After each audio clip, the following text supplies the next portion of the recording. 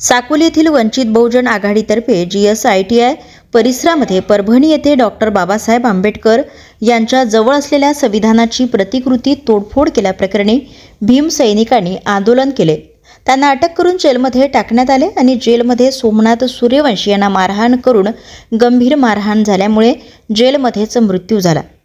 Police प्रशासन व सरकारच्या निषेधार्थ वंचित बहुजन आघाडी साकोलीतर्फे गंभीर मारहाण करणाऱ्या पोलीस अधिकाऱ्यावर कर्मचाऱ्यावर मनुष्यवधाचा गुन्हा दाखल करावा अशी मागणी करून शहीद सोमनाथ सूर्यवंशी यांना भावपूर्ण श्रद्धांजली अर्पण करण्यात आली।